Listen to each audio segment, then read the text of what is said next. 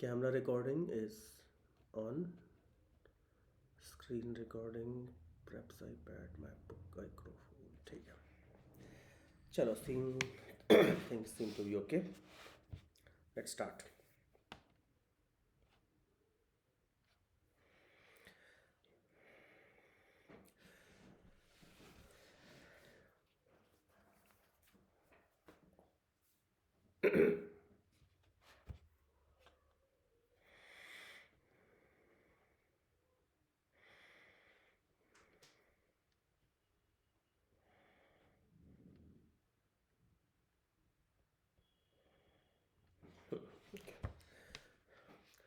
चलो guys, now let us have a look at some simple examples before we move on to more complicated concepts. देखो, सबसे पहले तो have a look at this little example on the screen.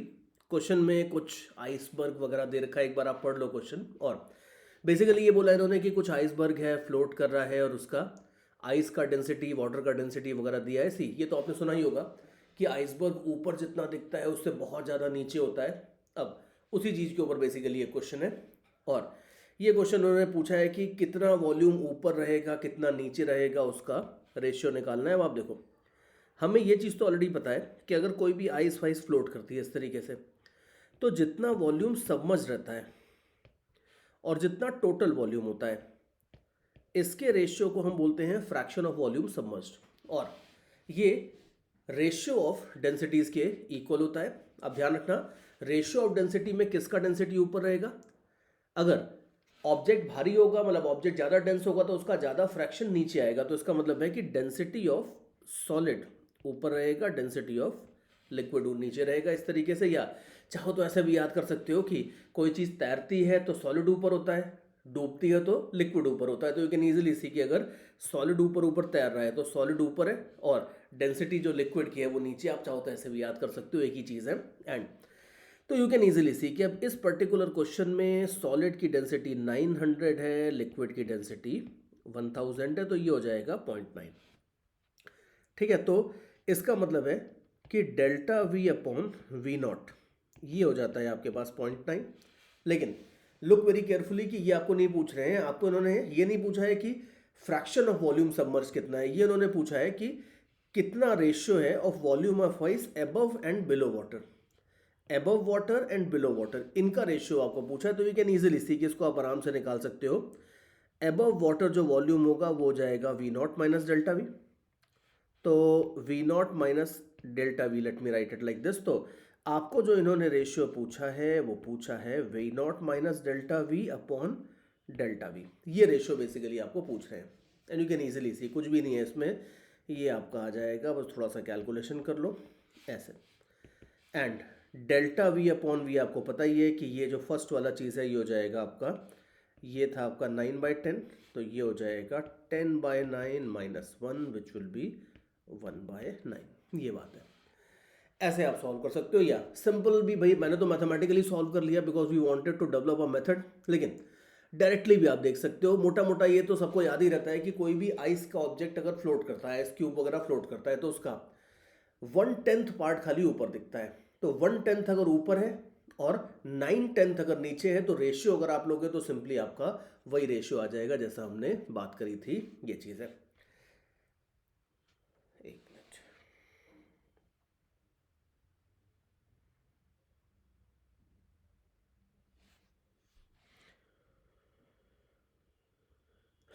Just a second.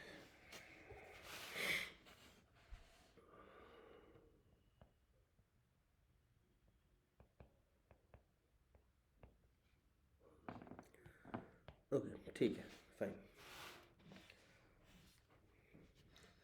चलो और आगे चलते हैं। Now let me take you to another example. अब ये तो खैर थोड़ा ज़्यादा इजी हो गया था, दूसरे वाले को देखते हैं। Let us hope that this will be a little more interesting. See, next question में आप देख लो, वीडियो पॉज करके चाहे तो एक बार पढ़ लो। क्वेश्चन में आपकी बारे उन्होंने ये दिया है कि मेरे पास एक लकड़ी का क्यूब है और you know very well that would normally would float in water. तो वुडन क्यूब जो है वो वैसे तो फ्लोट करेगा, जैसे नाव वाव बनाई है आपने तो वो वुड की बनेगी, वो वैसे तो फ्लोट करेगी। लेकिन अब मैंने क्या किया है कि उसके ऊपर ऐसे एक मेटल का पीस रख दिया है। मेटल का पीस इतना भारी रखा है ताकि वो जस्ट बिल्कुल बाउंड, जस्ट फ्लोट करे चीज़, मतलब कि वुड जो है वो नीचे दबेगी और वुड की जो एज है वो जस्ट पानी के लेवल तक आ जाएगी, ये सिचुएशन है। और कुछ डेटा वेटा दिया और उसके बाद ये बोल रहे हैं कि जब मास को रिमूव करते हैं तो क्यूब 2 सेंटीमीटर राइज हो जाता है और हमें क्यूब के एज लेंथ वेज लेंथ निकालनी है। तो देखते हैं क्या करना होगा। Let us have a look at this thing. See, सबसे पहले तो अब आप ये बात देखो कि इन्होंने बोला है कि जो वुड का जो क्यूब है ये सबसे पहले तो 200 ग्राम्स का मास सपोर्ट कर रहा है और उस सिचुएशन में ये जस्ट फ्लोट कर रहा है। और सॉरी,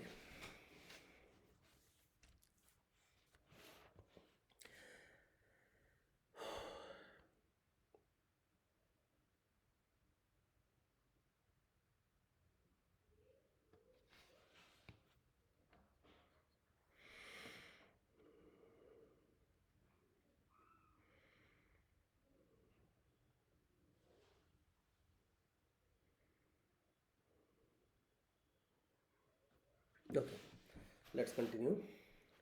थोड़ा सा कुछ कटिंग कर लेंगे बीच में, बाकी लेट्स कंटिन्यू। ओके, चलो इसमें ये देख लो। सबसे पहली बात तो ये है कि जब आपने मेटल का पीस रखा हुआ था ऊपर, इन्होंने बोला है कि 200 ग्राम्स का मेटल का पीस है।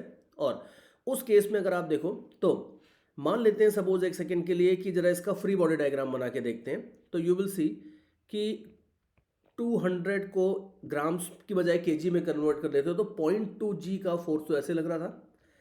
इसके साथ साथ अगर आप देखोगे तो mg फोर्स लग रहा था ग्रेविटी का, और इन दोनों को सबसे पहले अगर आप देखो तो इन दोनों को बैलेंस कर रहा था बॉइंट फोर्स। तो जो क्यूब के ऊपर कंप्लीट बॉइंट फोर्स है, क्यूब का साइड लेंथ ए बोल देता हूँ एक सेकेंड के लिए, तो क्यूब के ऊपर जो कंप्लीट बॉइंट फोर्स होगा ये बॉइंट फोर्स आपका 0.2 जी प्लस mg इसको बैलेंस करेगा इनिशियली।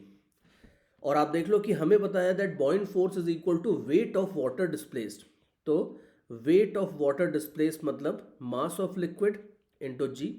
मास ऑफ लिक्विड हो जाएगा density of liquid into a cube, where a is the side length of the cube. और राइट हैंड साइड अगर आप देखते हो तो 0.2 जी को तो अपन कुछ नहीं करेंगे, और एम जी को आप देख लो, एम मतलब कि क्यूब का जो मास है।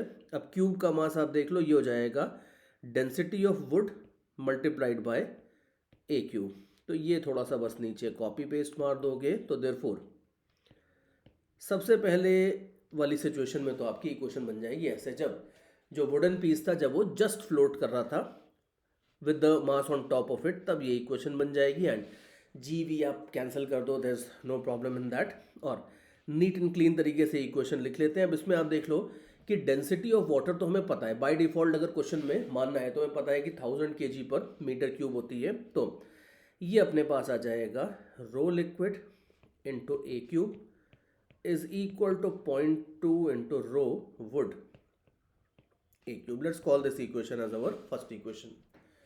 दूसरी बात इन्होंने बोली है, दूसरा जो इन्होंने डेटा दिया है क्यूब राइजेस बाय 2 सेंटीमीटर, ये जो डेटा दिया है इस डेटा की मदद से इन्होंने इनडायरेक्टली आपको डेंसिटी ऑफ वुड दे दी है। बिकॉज आप ये देखो कि जब आप इस ऊपर वाले ऑब्जेक्ट को निकाल दोगे, तो let me draw a small figure here. अगर आप इसको निकाल दोगे और क्यूब थोड़ा सा ऊपर जाता है, तब ये वो सिचुएशन है जिसमें क्यूब अपने नॉर्मल तरीके से फ्लोट कर रहा है। तो यहाँ पे आप 100% अपनी इक्वेशन यूज कर सकते हो ये वाली, that fraction of volume submerged will be equal to rho S by rho N, ये आप यूज कर सकते हो। और इन्होंने बोला है कि अगर cube moves up by 2 centimetres, तो इसका मतलब है कि ये डिस्टेंस अगर आपको 2 दिया है ये वाला, तो जो नीचे वाला डिस्टेंस होगा ये डिस्टेंस हो जाएगा एज लेंथ -2। तो therefore you can easily see that fraction of volume submerged will be submerged volume divided by total volume. Submerged volume अगर आप देखोगे वेरी स्ट्रिक्टली स्पीकिंग तो हो जाएगा a-2 इंटू बेस एरिया। ये हो जाएगा total height multiplied by base area. ये बेस एरिया कट जाएगा, इसीलिए शुरू में मैंने इसको लिखा नहीं था, बट चलो if you want to keep things clear it will be like this, and this will be equal to density of wood divided by density of liquid. तो ठीक है, थोड़ा सा इसको अच्छे से लिख लेते हैं। Density of wood is equal to density of liquid into a-2 upon A. ये आपके पास सेकेंड इक्वेशन बन जाती है। और अब आप देख लो कि इन दोनों इक्वेशन को सॉल्व करके अपने को सिंपली ए की वैल्यू निकालनी है। और अब आप देख लो कि ये ए की वैल्यू क्या इन दोनों इक्वेशन से आ जाएगी, चेक करके देख लो। इसमें अननोन्स कितने हैं? एक अननोन तो आपका ए है और दूसरा अननोन अगर आप देखोगे तो डेंसिटी ऑफ वुड है। नोट वेरी केयरफुली कि डेंसिटी ऑफ वाटर हमें पता है 1000 kg/m3, तो ये अननोन नहीं है, इसकी वैल्यू हमें पता है। तो we have two equations and we have two unknowns. आराम से आप इनको सॉल्व करके आंसर्स निकाल सकते हो। तो ये देख लो, फर्स्ट क्वेश्चन तो मैंने डेलिबरेटली बहुत ही आसान लिया था just to kind of motivate everybody, but बाकी सेकेंड क्वेश्चन ऑनवर्ड्स हमने थोड़ा सा देखना शुरू किया है कि किस तरह से एक्चुअल क्वेश्चंस बनते हैं और किस तरह से आप अपने फ्रैक्शन ऑफ वॉल्यूम, सबमर्ज्ड और बॉइंट फोर्स और इन सबको आप यूज कर सकते हो। सॉरी।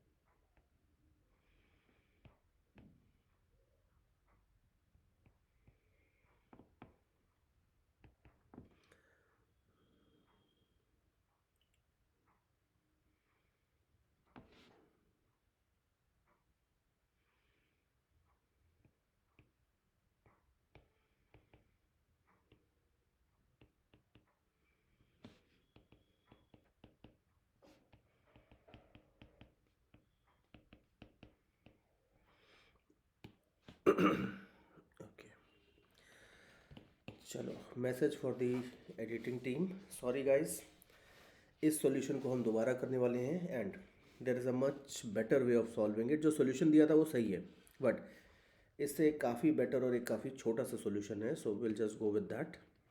Okay, fine. चलो guys, now let us have a look at another nice example. See, pause कर दो वीडियो को और एक बार पढ़ लो क्वेश्चन को अच्छे से, और बनता है तो बन लो, नहीं तो सॉरी, कट दैट।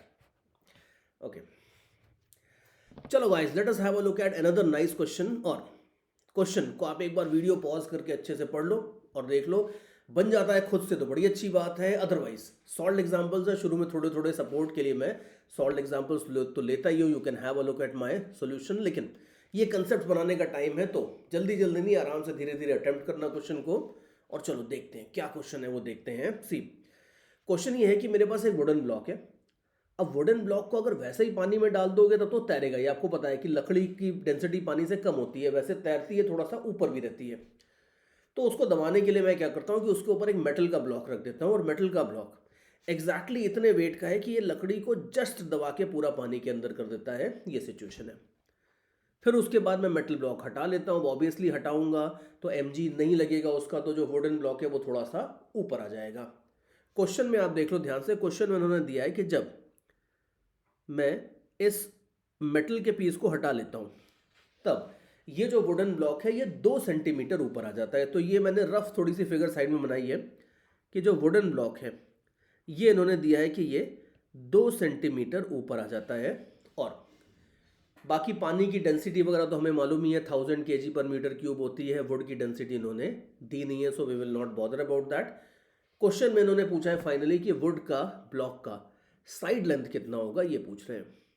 अब देखो, लंबे चौड़े तरीकों से भी घुमा फिरा के किया जा सकता है, बट अगर ध्यान से देखो तो इसमें एक चीज़ आप ऑब्जर्व करोगे कि अगर वुडन ब्लॉक 2 सेंटीमीटर ऊपर आ जाता है तो इसका मतलब है कि नीचे से अगर आप देखोगे तो 2 सेंटीमीटर लेंथ का, अभी जो मैं बना रहा हूँ यहाँ पे, अभी ग्रीन कलर से शेड करके भी दिखाता हूँ, ये जो वॉल्यूम है 2 सेंटीमीटर अगर वुडन ब्लॉक ऊपर आ जाएगा तो इसका मतलब है कि 2 सेंटीमीटर हाइट का जो पानी इसने पहले डिस्प्लेस किया था वो अब नहीं है। मतलब बॉइंट फोर्स के अंदर जो कमी आ जाएगी, I should write it something like loss in buoyant force जो होगा ये हो जाएगा आपका due to the lower part जितना के अंदर का जो पानी जितना फोर्स बॉइंट फोर्स लगा रहा था उतने बॉइंट फोर्स के अंदर कमी आ जाएगी। और ये कमी अल्टीमेटली किसके वेट के बराबर होगी?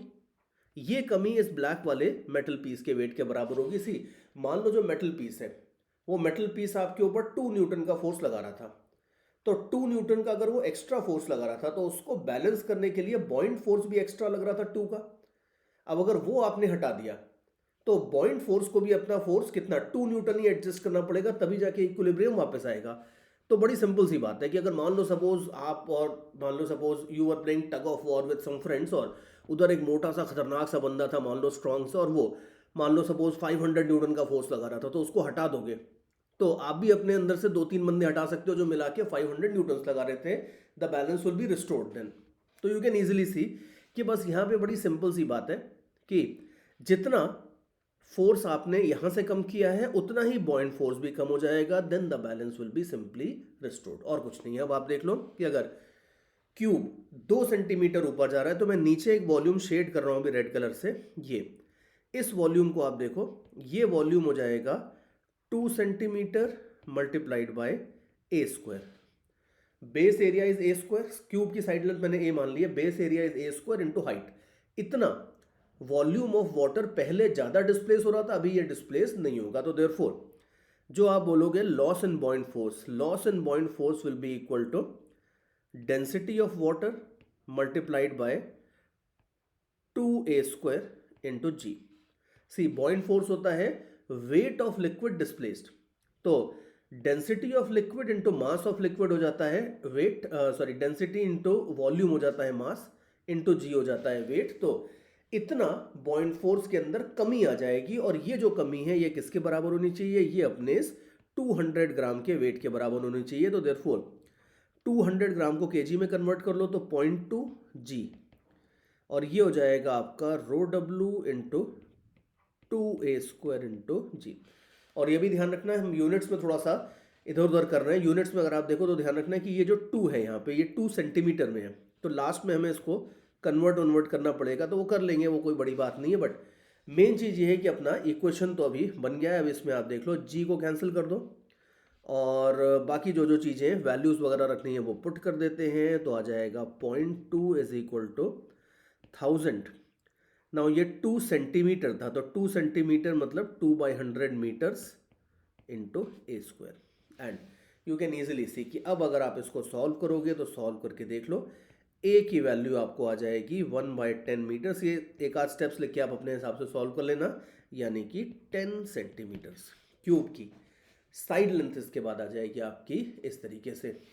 इस सेम इक्वेशन को, सॉरी सेम क्वेश्चन को मैंने देखा था कि गाइड वाइड में सॉल्व किया था बड़े लंबे तरीके से, इक्वेशंस बनाई थी दो फिर बैठ के उनको सॉल्व किया था साइमल्टेनियसली। ठीक है, solution, there is nothing wrong with that solution, लेकिन बात यह है कि फिजिक्स में अगर आप सही तरीके से सोचो तो कई बार इक्वेशंस बहुत ज़्यादा बनाने की ज़रूरत नहीं पड़ती है, और आप कुछ थोड़े बहुत शॉर्टकट्स लगा के भी सॉल्व कर लेते हो इस तरीके से। लेकिन अगेन इसका मतलब ये नहीं है, मैंने देखा है कि जैसे मैं स्टेटमेंट बोलता हूँ बच्चे कहते हैं अच्छा सर, इसका मतलब है कि कोई लेंदी क्वेश्चन हो ही नहीं सकता।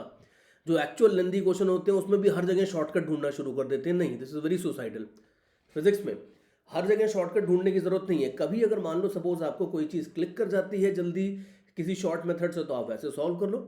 लेकिन अगर मान लो यही क्वेश्चन, अभी ये मान लो मैं ही एग्जाम फेस कर रहा होता जेई, और जेई में ये क्वेश्चन आता, मुझे इस तरीके से क्लिक नहीं करता, कुछ लंबे तरीके से क्लिक करता, तो ठीक है 20 क्वेश्चन है, 20 में 1-2 में हो सकता है कि थोड़े लंबे तरीके से आपको क्लिक कर जाए, लेकिन वो भी चलेगा।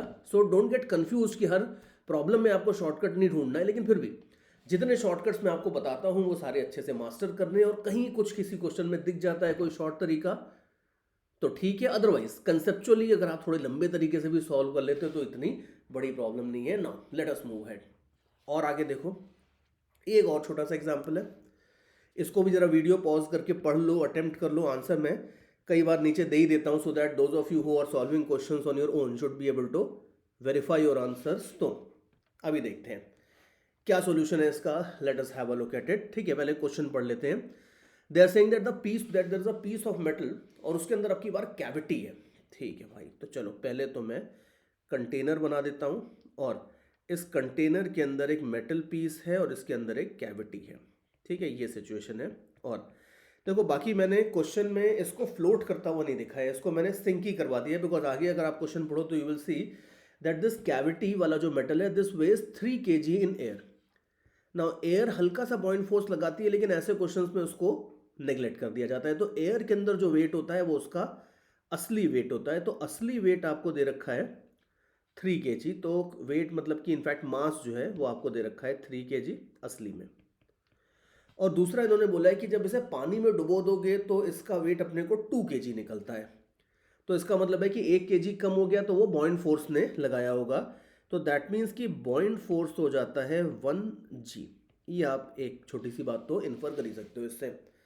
आगे क्या बात कर रहे हैं, आगे कह रहे हैं कि अगर मेटल की डेंसिटी है 10,000, ठीक है भाई, density of metal is 10,000। Density of water हमें पता ही है, डेंसिटी ऑफ वाटर होती है 1,000।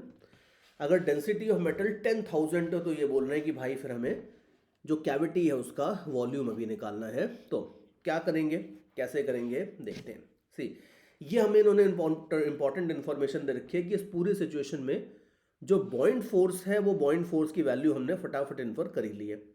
अब इसका यूज करके देखते हैं कि आगे कैविटी का वॉल्यूम हम किस तरीके से निकालते हैं। देखो,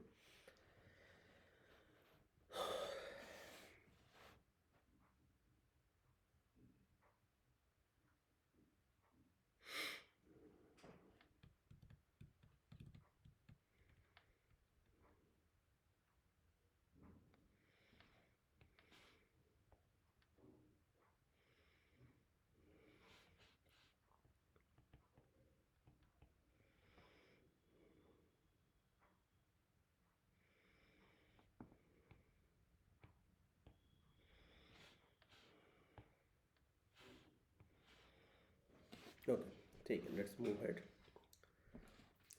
सी, सबसे पहले तो इसमें एक काम करते हैं कि आप ये देखो कि मेटल का हमें मास भी दे रखा है, असली में जो मेटल का मास है वो दे रखा है, और मेटल की डेंसिटी भी दी है। तो मेटालिक पोर्शन का वॉल्यूम तो हम फटाफट निकाल ही सकते हैं। मेटालिक पोर्शन का वॉल्यूम मतलब ये जो शेडेड एरिया है, ये कैविटी का नहीं, पूरा आउटर वॉल्यूम नहीं बोल रहा हूँ, एक्चुअली जो मेटल का वॉल्यूम है वो अगर आप निकालना चाहो तो यू कैन सी कि डेंसिटी होता है मास अपॉन वॉल्यूम, तो वॉल्यूम हो जाएगा मास अपॉन डेंसिटी।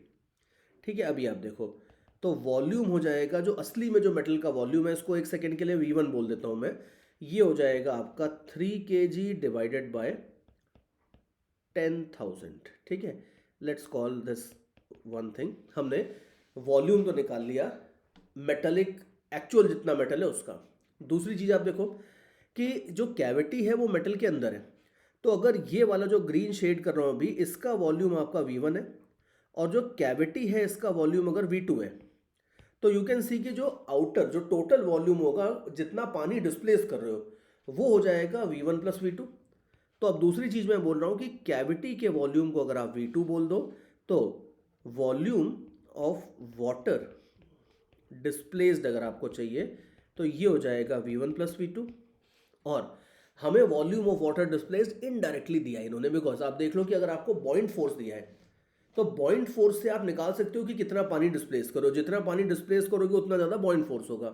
तो बॉइंट फोर्स इन्होंने आपको दिया है इतना, which is something like 10 newton essentially. तो buoyant force is equal to mass of liquid displaced into ji. Mass of liquid हो जाता है density of liquid multiplied by volume of liquid.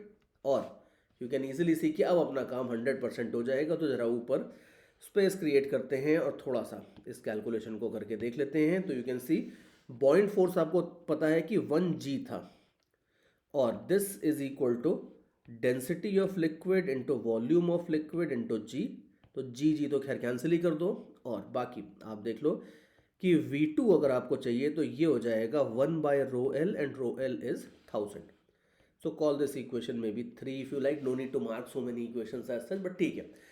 ये हमारे पास आप देख लो ऑलमोस्ट ऑलमोस्ट क्या इनफैक्ट फाइनल काम हो ही गया है, बिकॉज हमें कैविटी का वॉल्यूम ही चाहिए था। कैविटी का वॉल्यूम आ गया है 1/1000, यूनिट्स हैं SI तो मीटर क्यूब, और मीटर क्यूब को अगर आप सेंटीमीटर में क्यूब में कन्वर्ट कर लोगे तो ये एग्जैक्टली आपका आंसर मैच कर जाता है। ये बात है।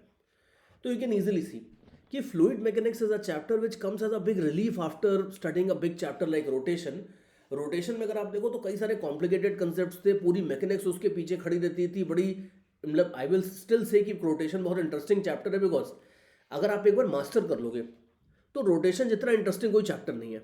लेकिन ये जरूर है कि शुरू शुरू में कुछ कंसेप्ट ऐसे जरूर होते हैं जिसमें बहुत ज़्यादा विजुलाइज करना पड़ता है, थोड़ा सा टेंशन भी होता है बच्चों को, लेकिन अगेन आई वुड रिपीट कि मास्टर कर लोगे तो उसके जैसा इंटरेस्टिंग चैप्टर कोई नहीं है। लेकिन फिर भी कई बार जब एग्जाम का प्रेशर होता है, मार्क्स का प्रेशर होता है, तो थोड़ा सा रोटेशन में बच्चे डर भी जाते हैं, लेकिन वो सारा का सारा डर निकल जाता है जब आप फ्लूइड मैकेनिक्स के ऊपर आते हो। बिकॉज फ्लूइड मैकेनिक्स में स्पेशली ये वाला पार्ट जो हम बॉइंट फोर्स वगैरह वाला पार्ट कर रहे हैं, this is very nice and easy. और इसके ऊपर कोई बहुत बड़े बड़े खतरनाक क्वेश्चन जेई लेवल में नहीं आते हैं, इसी तरह के छोटे छोटे क्वेश्चंस होते हैं। मतलब ये नहीं बोलना चाहिए, चलो एडवांस में थोड़े इससे बेटर क्वेश्चंस भी आते हैं, लेकिन कोई बहुत एक्सेप्शनली खतरनाक क्वेश्चंस नहीं आते हैं। और आगे देखो, एक और एग्जांपल लेके मैं आपको दिखाता हूँ। इसमें स्प्रिंग बैलेंस वगैरह भी थोड़ा बहुत मिला दूंगा, देखते हैं। बट कोई ऐसा गेन कोई बहुत तूफानी क्वेश्चन नहीं बनेगा। तो वीडियो पॉज करके जरा आप एक बार पढ़ लो question. In the meantime मैं जरा क्वेश्चन समझा भी देता हूँ क्या क्वेश्चन है। देखो सिचुएशन इन्होंने दिया है that there is a wooden block, और वुडन ब्लॉक का जो टोटल वॉल्यूम है ये इन्होंने दिया है 10 ये दिया है इन्होंने 1000 सेंटीमीटर क्यूब। ठीक है, और इसको इन्होंने बोला है कि स्प्रिंग बैलेंस से सस्पेंड कर देते हैं, और इसका वेट एयर के अंदर 12 न्यूटन था। इसका मतलब है कि असली में अगर आप देखो इसका मास एम नॉट था, तो असली में मास इनटू ग्रेविटी हो जाता है 12 न्यूटन। इनका इसका मतलब है कि जो इसका मास होगा वो 1.2 kg था।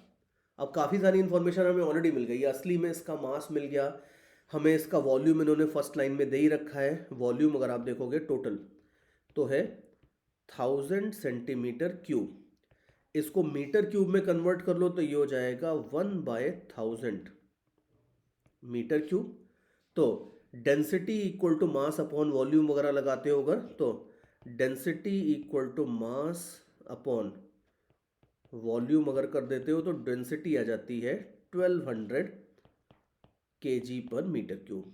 सी अभी हमें पता नहीं कि क्वेश्चन क्या है आगे, दो ही लाइनें हमने पढ़ी हैं, लेकिन दो लाइन से भी जो जो छोटी मोटी इन्फ्लुएंसेस मिलती थी वो तो हमने निकाली है। बिकॉज अल्टीमेटली ये डेंसिटी वेंसिटी सब यूज तो होगी, तो हमने एक छोटी सी चीज़ निकाल ली है कि डेंसिटी तो हो जाती है 1200 kg/मीटर क्यूब। अब आगे देखते हैं। इसके बाद ये लेके आते हैं स्प्रिंग बैलेंस, और स्प्रिंग बैलेंस से इसको सस्पेंड कर देते हैं। और स्प्रिंग बैलेंस से इन्होंने ऐसे सस्पेंड किया है कि स्प्रिंग बैलेंस इसका पूरा लोड नहीं ले रहा है। स्प्रिंग बैलेंस से इन्होंने इसको इस तरीके से सस्पेंड किया है कि ये जो ब्लॉक है ये आधा पानी के अंदर डूबा रहेगा। ठीक है, अब आधा डूबा रहेगा इसका मतलब है कि कितना पार्ट इसका, ये जो पार्ट है मतलब 500 सेंटीमीटर क्यूब वाला जो पार्ट है ये पानी में डूबा रहेगा। इसका मतलब है कि ये पार्ट कुछ बॉइंट फोर्स लगाएगा, और ये जितना बॉइंट फोर्स लगाएगा उतना स्प्रिंग बैलेंस की रीडिंग कम हो जाएगी। तो आगे देखते हैं। आगे अब ये बोल रहे हैं कि स्प्रिंग बैलेंस की नई रीडिंग कितनी हो जाएगी। तो ठीक है, देखो अब नई रीडिंग निकालना है अपने को। तो आप देख लो कि जो पुरानी रीडिंग थी वो तो 12 न्यूटन थी, हमें बस खाली ये चाहिए कि उसमें कम कितना हो रहा है रीडिंग। तो वो देखते हैं। जितना बॉइंट फोर्स लगेगा उतनी कमी आ जाएगी। तो ये डेंसिटी को छोड़ देता हूँ, बाकी सारे कैलकुलेशन हटा देता हूँ, शायद डेंसिटी आगे यूज होगी। तो देखो अब आप देख लो बॉइंट फोर्स कितना होता है। Buoyant force is equal to mass of liquid displaced into ji. Mass of liquid हो जाता है density of liquid into volume of liquid. और अब आप देखो कि पानी दिया है इन्होंने, तो पानी की डेंसिटी तो खैर वही पता है अपने को 1000 हो जाएगी। वॉल्यूम ऑफ लिक्विड, वॉल्यूम आप देख लो ये नीचे वाला इतना वॉल्यूम ऑफ लिक्विड डिस्प्लेस हो रहा है, तो कितना 500 सेंटीमीटर क्यूब। तो 500 और सेंटीमीटर क्यूब को आप कन्वर्ट कर लो तो सेंटीमीटर हो जाता है 10⁻²मीटर्स। तो 10⁻⁻6 कर दोगे तो ये हो जाता है आपका let me put it in bracket, volume of liquid G को तो हम 10 मान ही लेते हैं, तो ये हो जाएगा बॉइंट फोर्स। ठीक है, इसको थोड़ा सा कैलकुलेट कर लेते हैं। It's a very very nice and simple calculation. 10⁻3 10⁻3। ठीक है, 6 जीरो है, ये काट दो इससे, तो ये आ जाता है आपके पास 5 न्यूटन्स। ठीक है, बॉइंट फोर्स तो आ जाता है आपके पास 5 न्यूटन्स। 5 न्यूटन का बॉइंट फोर्स लगेगा। 5 न्यूटन का बॉइंट फोर्स है, तो इसका मतलब है कि जो ओरिजिनल वेट था 12 न्यूटन, उसमें से 5 न्यूटन अगर आपने के बॉइंट फोर्स ने कम कर दिया, तो जो रिमेनिंग होगा वो आपका एपरेंट वेट हो जाएगा, वो आपकी स्प्रिंग बैलेंस की नई रीडिंग हो जाएगी। ये बात है। पॉज, एक मिनट, ये आंसर गलत आ रहा है।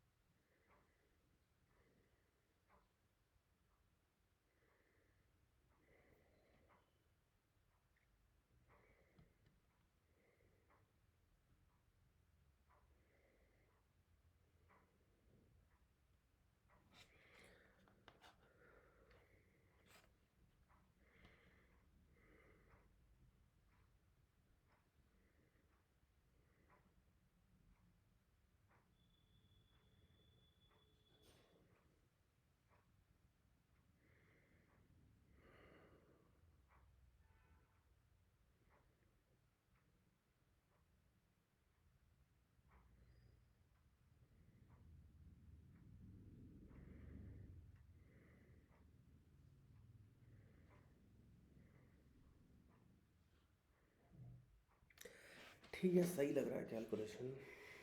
Late me just finish it.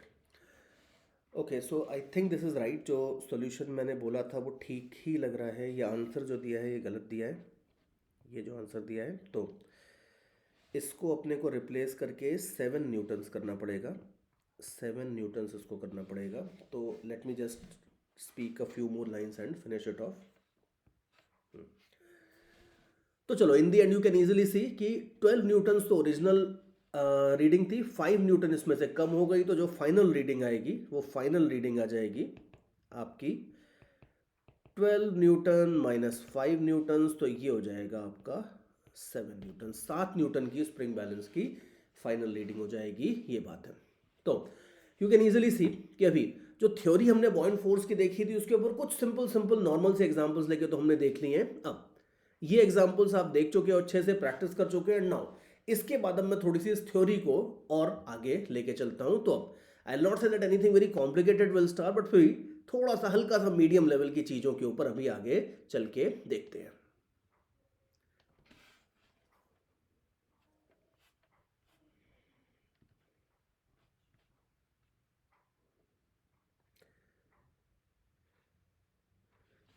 Okay, cut.